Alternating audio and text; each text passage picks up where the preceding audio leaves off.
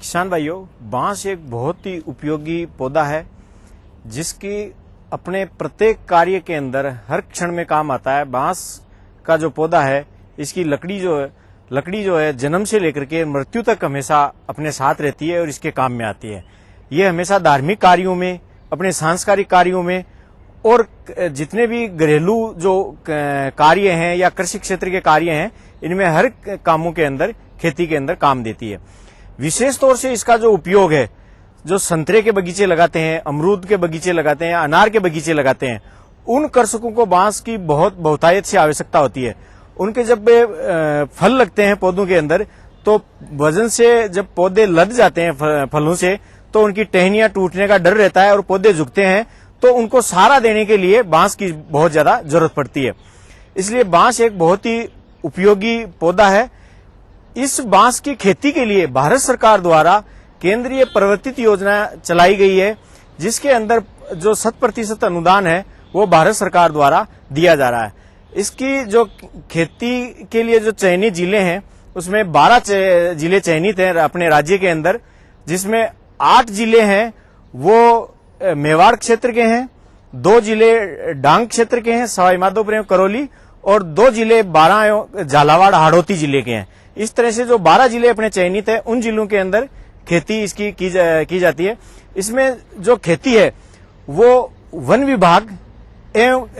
जो निजी क्षेत्र में है, कृषकों में, वो उद्यान विभाग के सहयोग से अनुदान दिया जाता है। अनुदान के अंदर मेवाड़ के अंदर जो जिले स्थित हैं, उनके अंदर भीलवाड़ा, उदयपुर, प्रतापगढ़, चित्तौड़गढ़, राजसमंद, सिरोही, बांसवाड़ा एवं डूंगरपुर, ये जिले स्थित हैं। इनके अंदर जो योजनाएं संचालित की जा रही है, उनमें शुरू से लेकर के आखिर तक, जिसको अपन एंड टू एंड अप्रोच कहते हैं, कि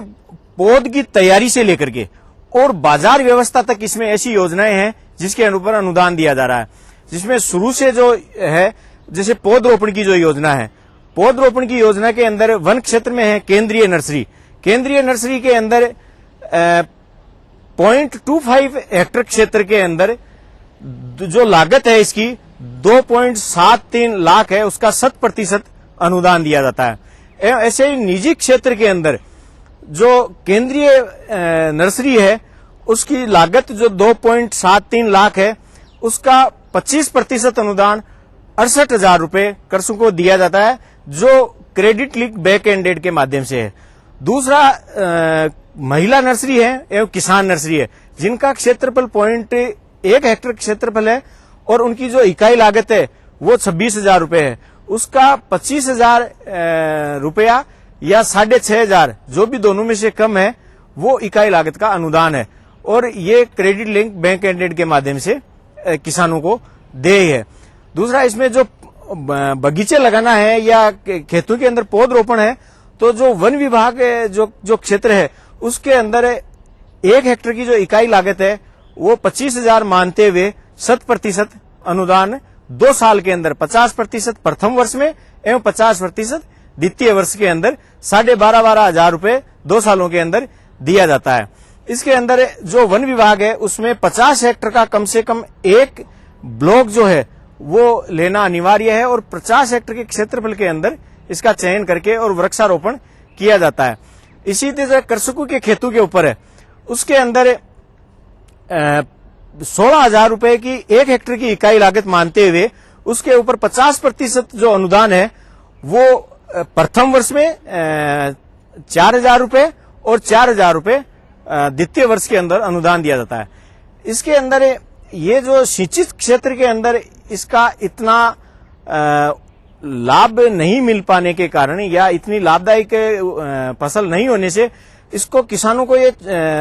विशेष छूट दी गई है कि राजस्थान राज्य के अंदर वो मेढ़ों के ऊपर अपना लगा सकते हैं, और दूरी के हिसाब से, पौधों की दूरी के हिसाब से क्षेत्रफल इसको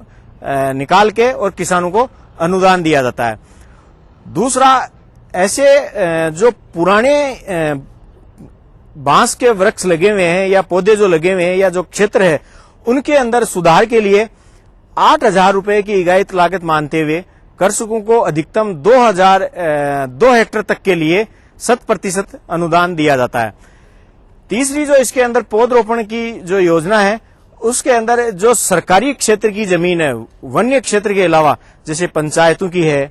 या अन्य विभागों की है या जो राजकीय फार्म है, उनके यदि अंदर पौधरोपण किया जाता है तो उस पौधरोपण के लिए 16,000 रुपए प्रति हेक्टेयर के हिसाब से 100% अनुदान दिया जाता है और इसका वृक्षारोपण किया जाता है। इस तरह से ये जो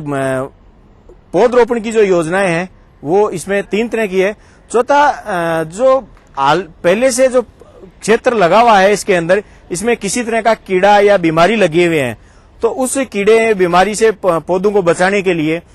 निजी क्षेत्र के अंदर 400 रुपए प्रति हेक्टेयर के हिसाब से कृषकों को पौध संरक्षण उपचार करने के लिए अनुदान दिया जाता है एवं इसके किसानों को विशेष तौर से इसमें प्रशिक्षित करने के लिए एवं मानव संसाधन का विकास करने के लिए इसमें प्रशिक्षण दिया जाता है, सेमिनारों का आयोजन किया जाता है और कार्यशालाओं का आयोजन किया जाता है। ये जिला स्तर पर एवं राज्य स्तर पर एवं राष्ट्रीय स्तर पर इनका आयोजन करके और किसानों को इसके विशेष तौर से प्रशिक्षित किया जाता है, जिसके इसके उपयोगिता के बारे में, इसके पौधे लगाने के बारे में और इसका आगे उपयोग क्या हो सकता है, प्रसंस्करण या इसका भंडारण करने के बारे में कृषकों को जानकारी दी जाती है। एवं जहां इसकी इकाइयां स्थापित है प्रसंस्करण की या भंडारण का इसका किया हुआ है या जहां पौध इसके लगे हुए हैं, खेत लगे हुए हैं, जहां बांस स्थापित है, उनका भ्रमण करके और किसानों को इसकी खेती के बारे में जानकारी दी जाती है। इसमें जो विभाग के कर्मचारी एवं अधिकारी जुड़े हुए हैं उनको भी प्रशिक्षण के लिए व्यवस्था है। जो इसके प्रशिक्षण संस्थाएं हैं उनके अंदर प्रशिक्षण दिलवाया जाता है। इसके बाजार व्यवस्था के लिए कि बांस जब तैयार हो जाता है, 4 साल के अंदर इसका उत्पादन शुरू हो जाता है, तो बाजार व्यवस्था के लिए भी इसके अंदर कृषकों को अनुदान दिया जाता है, जिसके अंदर लघु बाजार है या वृहद बाजार है, उसके लिए किसानों को अनुदान दिया जाता है और उसमें 25% या किसान